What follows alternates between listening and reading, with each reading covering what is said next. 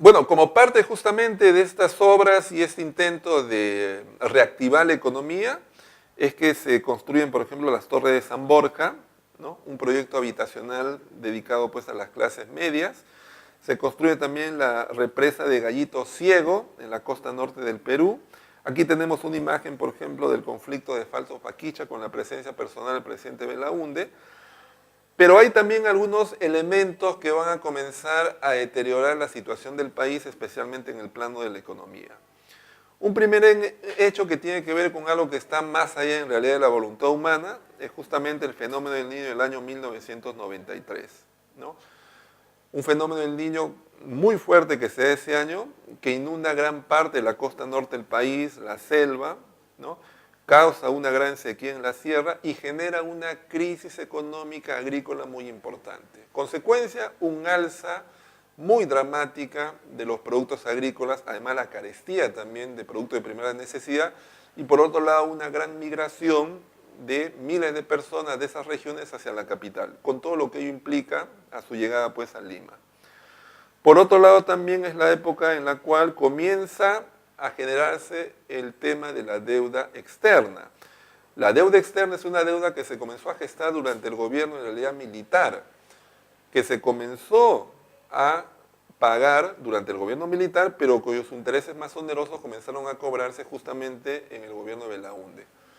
Gran parte del pago de la deuda era básicamente el pago de los intereses, con lo cual en realidad gran parte del presupuesto nacional estaba destinado en una situación de emergencia justamente al pago de la deuda externa, y lo que generaba que el gobierno no tuviera pues el suficiente financiamiento para otras actividades de mayor urgencia. Entonces, el tema de la deuda se convirtió en un tema clave de la economía peruana de toda la década de los 80 y buena parte de los 90. Y el otro fenómeno que surge durante la época de Belaúnde es justamente el fenómeno de la subversión. En 1980, Sendero Luminoso hace su aparición, ¿no?, en el escenario de la política y la sociedad peruana. En Ayacucho, Ayumael Guzmán Reynoso, ¿no?, más conocido como el camarada Gonzalo, ¿no?, líder de una organización llamada Sendero Luminoso, una organización que se deriva del Partido Comunista, va a iniciar acciones de lucha contra el Estado, ¿no?, desde las zonas rurales, bajo una ideología que se vincula a las ideas de Mao Zedong en su lucha revolucionaria en China, ¿no? El senderismo va a comenzar una guerra aplicando métodos terroristas que inicialmente no van a ser tomados en cuenta por parte del Estado, pero gradualmente se va a ver que es un fenómeno pues, que va a poner en peligro al Estado peruano y contra lo cual el gobierno de Belaúnde va a comenzar a tomar medidas como es, por ejemplo, entregarle el combate de estas organizaciones subversivas al ejército, el cual va a llegar a zonas como Ayacucho, Huancavelica, Purímac, va a tomar el control político-militar, se van a establecer, por ejemplo, zonas de emergencia, y con el tiempo se van a dar pues, actividades de represión que incluso van a ir en contra de la población civil de esas localidades, que a su vez son las poblaciones más indígenas, más pobres, más vulnerables del país, y se va a generar todo lo que hoy día conocemos pues, como actos de violación de derechos humanos de ambos lados, pero fundamentalmente las organizaciones subversivas, ¿no?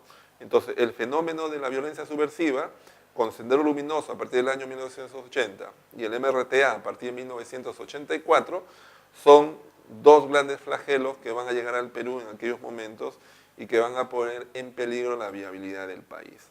Es en ese contexto que en 1985 tenemos por un lado crisis climática del Niño, narcotráfico en la selva, subversión en la sierra, crisis económica que se dan las elecciones del año 1985. Esas elecciones son elecciones claves, ¿no? Son elecciones en las cuales hay dos candidatos que tienen mucho arraigo.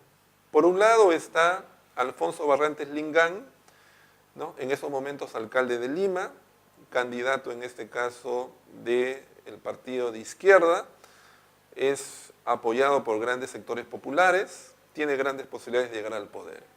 El otro candidato es Alan García Pérez, ¿no?, candidato en este caso al partido aprista, líder en esos momentos del partido luego de la muerte de Víctor Raúl Haya de la Torre, ¿no?, y es un hombre que también tiene mucho apoyo popular. Ambos son políticos carismáticos, ambos son políticos que manejan muy bien el discurso, manejan muy bien lo simbólico, los gestos.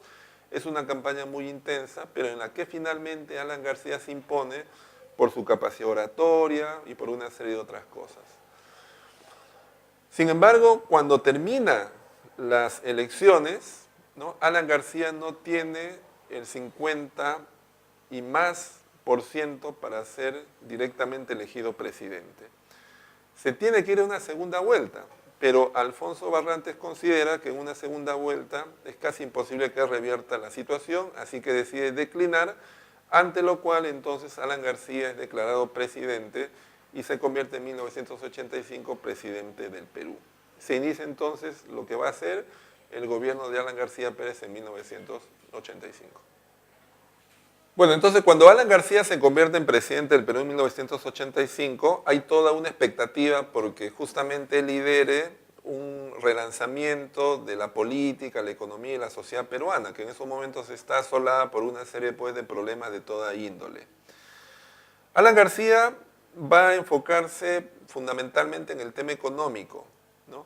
Una de las primeras cosas que él va a hacer es tratar de reforzar la participación del Estado en la economía. Entre esas medidas, por ejemplo, se va a establecer un control de los precios para evitar en este caso la especulación, la inflación. Se va a comenzar a dar subsidios a algunos sectores o a los precios, digamos, de algunos productos.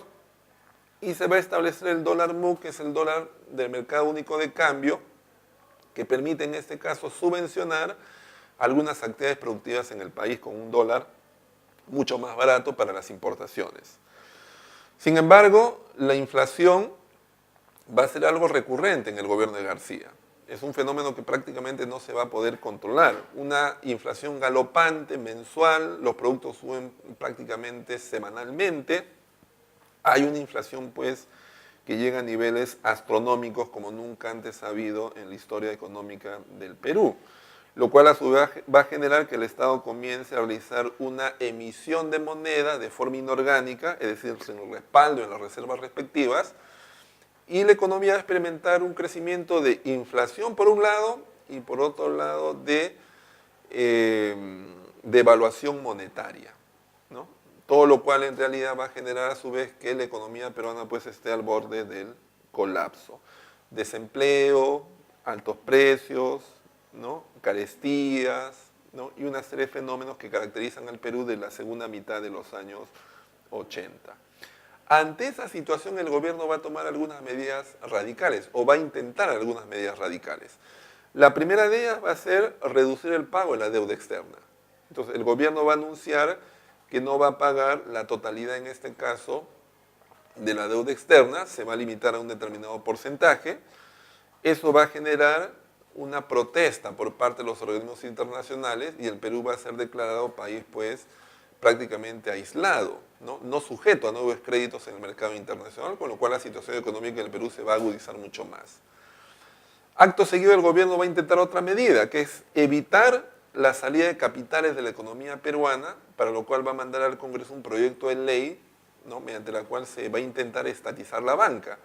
Sin embargo, eso va a tener un efecto contrario, porque buena parte de los empresarios, los banqueros se van a movilizar, van a bloquear en este caso el proyecto de ley y el gobierno finalmente no va a poder implementar esta medida, pero en ese contexto van a comenzar a tomar cierto protagonismo otros actores políticos, especialmente Mario Vargas Llosa, que ya para ese momento está organizando un movimiento conocido como el Movimiento Libertad, que enarbola las ideas más bien del liberalismo, de la apertura del mercado, contra la participación del Estado, que justamente tiene mucho protagonismo en la lucha contra la ley de estatización de la banca.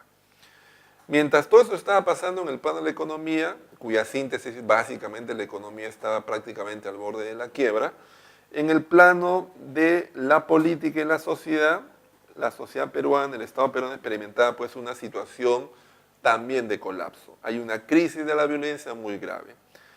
El terrorismo ha escalado cada vez más en el país, cada vez son más las acciones de violencia en las zonas rurales que son reprimidas por las Fuerzas Armadas, la policía. Ya las organizaciones subversivas incluso actúan en las zonas urbanas, especialmente en la capital. Son comunes los atentados con coches bomba, los crímenes selectivos, los asesinatos de autoridades.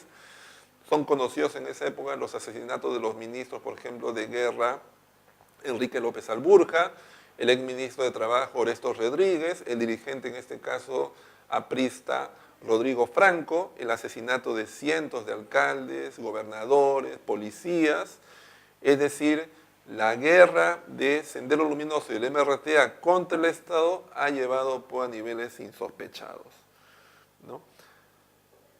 En ese contexto también el Estado toma también medidas muy dramáticas, por ejemplo el develamiento de los motines, ¿no?, de los acusados de terrorismo en el frontón, que va a ser reprimido por personal de la Marina y que hasta el día de hoy es considerado pues, un acto en el cual se han violado los derechos humanos de gente que ya estaba en este caso rendida.